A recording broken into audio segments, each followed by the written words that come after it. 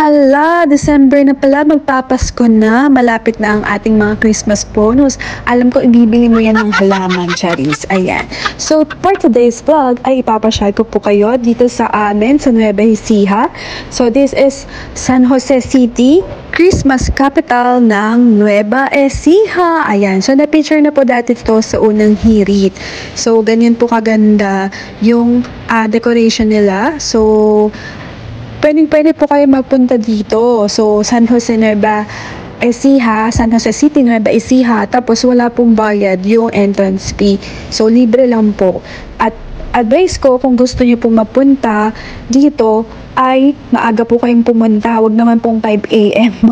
Siyempre, sa gabi, para ma-appreciate nyo yung Christmas light. Kasi ang dami pong tao. So, malapit din po ito sa simbahan.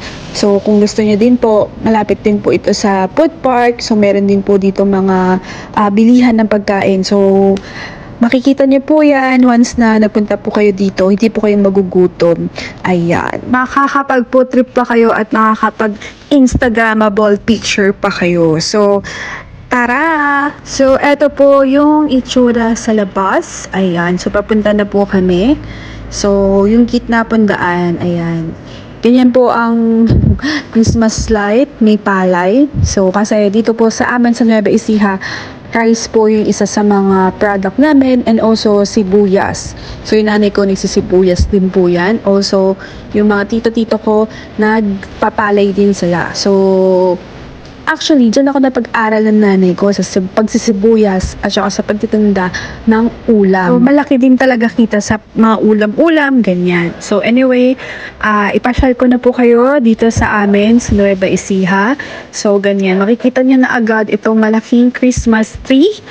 Ayan. At punong-puno na Christmas light. So, enjoy watching lang po. And sana makapunta din kayo dito at makapasyal, dahil for sure mag-i-enjoy po kayo, lalo na po kung may mga kasama kayong kids. I'm sure isa sila sa mga magiging happy. Ayan, so ang dami pong tao. So first of all, bakit ba natin sinaselebrate ang Christmas? So, Christmas is the birth of our Jesus Christ. At ito po yung sasalubong sa inyo pag pumunta kayo dito, yung Bethlehem or yung Belen. So makikita nyo dyan si Infant Jesus and surrounded by the Virgin Mary, Saint Joseph, and the shepherds. And yung mga animals, ayan. So, sa Pilipinas lang po may decoration na I love you pagka Christmas, Charis, ayan. So, pwede kayo mag-propose dyan sa mga magjujuwa dyan, ayan. So, ang dami talagang tao and mostly picture doon, picture dito, aura doon. Kaya pag nagpunta kayo dito, gandahan ng damit, gandahan ang forma, ha, Charis. At magpipicture, o mag-ayos, char. So, sa atin, sa mga Pinoy, ang symbol ng Christmas is what? The parol, diba? So, naalala nyo nung mga grade 1 tayo, mga elementary, ang project pag Pasko, kailangan magdala ng parol. Ganun din ba kayo?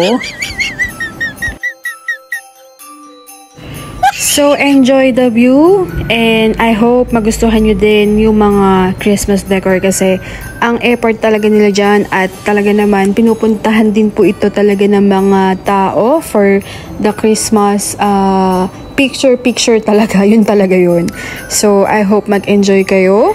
And mag-ingat din also, pag nagpunta po kayo at ganito maraming tao, magbaon pa rin kayo ng mask.